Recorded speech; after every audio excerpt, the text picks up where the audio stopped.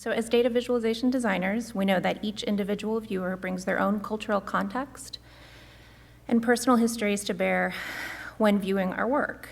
To that end, some of the content in my presentation may be challenging for some viewers, and I feel responsible for alerting you in advance that I'll be sharing images of the COVID-19 pandemic and discussing my own experience with depression during that time.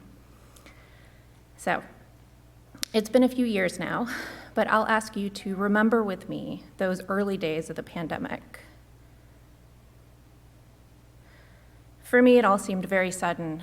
One day I was packing for a business trip, and the next there were layoffs and salary reductions and financial crashes and isolation and loneliness and sickness and death. And there was so much confusion and disagreement about how to act and how to feel. As the pandemic wore on, I became inundated with worry and stress and anxiety and a deep sadness that I'd never felt before. I was living alone, and over the summer, my work was the first thing that I pushed away. Tasks that used to take minutes started taking hours because I just couldn't concentrate on them. By August, I'd stopped returning calls and texts from my friends and family. In October, I started turning my camera off in Zoom meetings. In November, I broke up with my boyfriend. And then I stopped taking care of myself. Brushing and bathing came to a halt. Some days I didn't even turn on the lights. And by December, I was going days at a time without using my voice.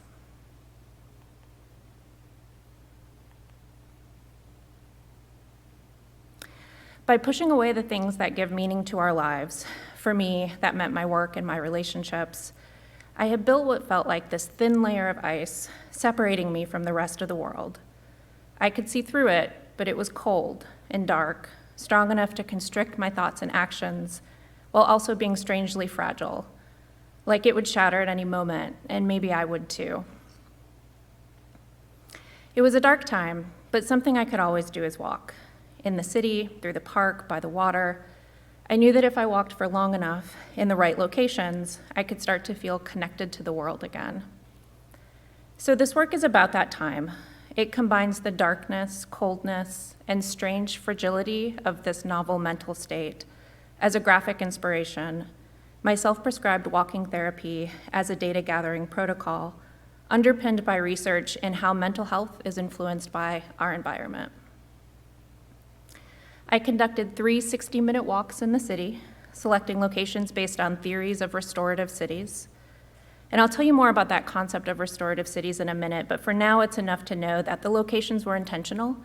I picked a green location in an urban park, a blue location near a body of water, and an away condition through historic urban fabric. On these walks, I applied a variety of sensors to my body, including a GoPro camera to gather information on what I was seeing, an EEG headset to gather data on my cognitive states, a hygrometer to gather data on the temperature and humidity, and a GPS tracker to record where I went and how fast I was walking.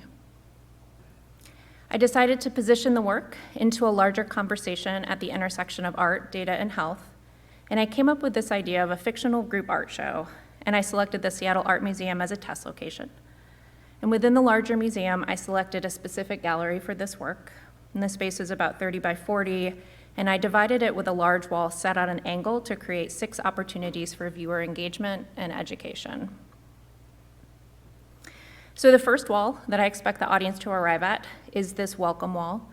The viewer would read my personal narrative and a general explanation of the project, as well as see 3 maps that orient us to the walks and the urban place types.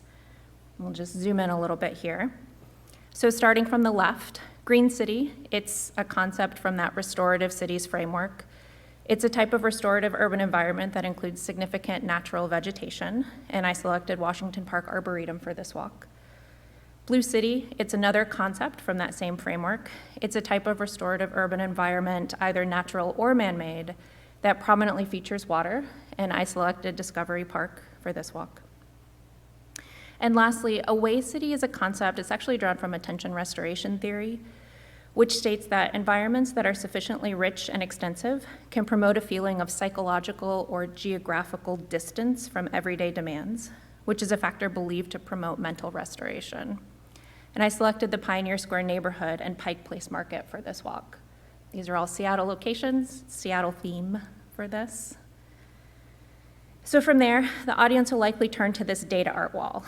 So using data gathered from my sensors, I created one piece of data art for each walk. Each piece is composed of 3 key data layers that have been heavily interpreted through the lens of my personal struggles with depression during COVID. In other words, these pieces look like what I felt like during that time. And we'll look at 2 of them in a little bit more detail here. So this was the piece that I created for the Green City Walk. Overall, the piece is organized horizontally by time, so you read it from left to right. And the units of the vertical dimension vary depending on the data. The 3 data layers are roughly organized from the top to the bottom. And the first layer at the top that looks a little bit like clouds, it's actually a raster plot created with the data related to visual complexity. So the higher the position on the vertical axis, the more visual complexity that was in the environment at that point on the walk. The second layer moving down in the composition are these larger lightning-like shapes. This portion uses data related to cognitive state. The EEG device gathers data on 6 cognitive states, and for the purposes of this project, I categorized stress and focus as less beneficial, and I made those a kind of a brighter white color. And then the other 4, engagement, excitement, relaxation, and interest, I categorized those as more beneficial, but I made them a little bit of a lighter gray color and pushed those to the back. The length of each segment documents the intensity of the cognitive state at that point in the walk, while the angle of the segment documents the self-similarity of the environment. And finally, at the bottom of the composition, the last layer is created using data related to the colors found in the environment at that point of the walk. An image was pulled from the GoPro video for every 10 seconds of the walk, and the 6 most frequent colors in those images create these smaller color bursts. They kind of look like little blades of grass in the landscape. The length of each blade or spoke documents how much that color is found in the image, and the angle is the color saturation of the image. And then the Y location of the little color bursts has to do with how fast I was walking, so the higher the Y location, the quicker that I was walking. This next piece was created for the Blue City Walk. The structure of this visualization is largely organized by time on the radial axis. So starting from the top, 1 full revolution contains the 60-minute walk. And the 3 layers on this one are organized concentrically, with each layer representing a different environmental influence or cognitive state response data. So I won't go into the same level of detail here explaining each data layer, but overall, on the Blue City Walks, for me, there's just something about the expansive blue at Discovery Park, the soft sound of the waves, and the relative emptiness of the beach that really allowed me to kind of set my preoccupations down, focus on something besides my anxiety, kind of draw myself back to the present to be reconnected to the world.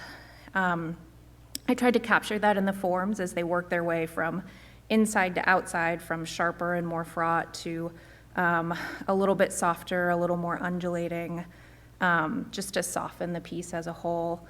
And just in contrast, I'll go back to the Green City Walk, which for me, if you've ever been to Seattle, the environment, it's very evergreen. There's a lot of ferns. There's a lot of very complex vegetation. And this particular walk was very dense. And while it's nice to kind of walk and get fresh air and get your heart rate going, I didn't feel like I had the reconnectedness that I did on this walk as I did the Blue City Walk. So you'll notice that this piece still feels very fraught and very intense, which is directly related to how I was feeling at the time. Okay, so we're kind of moving through the gallery. You're here, you're a viewer, you're wandering through. And at this point, we've oriented the audience to the idea of data gathered with sensors, the walks, the place types, and we presented some data art, some provocative compositions, but as the curator, I haven't yet told the audience what any of it means. The data art brings up topics like symmetry, self-similarity, and color, as I've been presenting, but I haven't yet explained what any of that means, what those topics are, what the research tells us about how they influence our cognitive state. And so the thinking here behind the curation is that the data art should inspire a little bit of curiosity and just enough to get us around the corner where we see this environmental influence as well. So we don't have time in the presentation to go to any of this in depth, but the narrative at the left introduces the idea that urban environments can have broad effects on people's minds, bodies, and behavior. Okay. Particular environments can reduce stress, improve altruism, and increase social activities, or they can do the opposite. And I'll share a link at the end of the presentation if you want to see any more of these in detail. But we'll just keep moving through the gallery. At this point, we move to the cognitive state wall, and so this is all of the raw, quote-unquote, data from the EEG headset. Like I said, the EEG headset was capturing 6 distinct cognitive states, and this wall is documenting the intensity of each state along the walk, and it's offering insights and observations in the narratives. And then we're moving here to a projection wall where the viewer can learn a little bit more about the sensors, and there's a very large projection of each of the walks, so the viewer can actually have kind of an immersive experience of what I was doing, what I was looking at, maybe kind of get a sense of what it was like to take these walks. And then finally, the reflection wall. This is kind of the last wall at the end. I've included some key takeaways from the experience and some reflections at the left. And then I've organized all of the data in this matrix, and so the idea is that the viewer can pore over in a lot of detail, read my candid moments, discover their own aha moments. So I know everybody's interested in the making of and the behind the scenes. This was the EEG headset that I used. It's an Emotive Insight 2. It's kind of one of the older models. They have some really cool stuff now. I actually bought this on eBay. Some guy found it at an estate sale, so I got it for really cheap. I was very excited about that. Because they're very expensive. And this is their proprietary software, so you can see some of the data feed.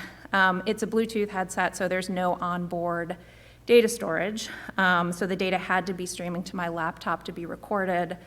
This presented some challenges because before the software would accept the data stream, you had to establish solid contact at each sensor. And there was this one spot on the back of my head, you can see it there in red. I think I have too much hair or it grows in a weird shape there, and I just couldn't get solid connection, so I actually had to have somebody shave a 1-inch by 1-inch spot in the back of my head. It's fine, it's just hair, you guys. But then, so we shaved a little spot in the back, and I also had to do something weird and tie it up in a weird way, but I eventually kind of figured it out. And this is just a candid photo of me with the sensor, so it was a whole ordeal. You know, the laptop had to be going for 60 minutes, and of course, my laptop at that time wouldn't go for 60 minutes on its own battery, so I had to have an external battery, and you can see kind of on the left there, all the devices spread out. So it was an ordeal, kind of getting everything going, but we did make that happen. This is a little bit of the behind the scenes of how I approached this research. So I had these 4 different areas of interest, and every time I picked up a piece of research, I would position it where it wasn't the exact right thing, not the exact right thing, but they all kind of led up to the project in the center. My interests: urban space, representation, senses, and well-being. Well-being was the word that I was using at the beginning of the project because I didn't want to use the word depression because I hadn't owned it yet. And so this project was a way for me to kind of own it and learn about it and come to terms with it. And then also some data sketches. This is a feedback loop for me, so start with the research, do some sketches, gather the data, and use the sketches to kind of explore the nature of the data, but then R gives you things you were not expecting, and sometimes that's a good thing, and you just have to kind of work with it. So it was a feedback loop for me. And that's all. So a couple of QR codes and links if you want to see. I made a book of the exhibition for this fictional exhibit, so if you want to see any of those data visualizations in detail, you can see them there. And then if you want to be friends with me on LinkedIn, and I hope you do, you'll send me a request there. Thank you.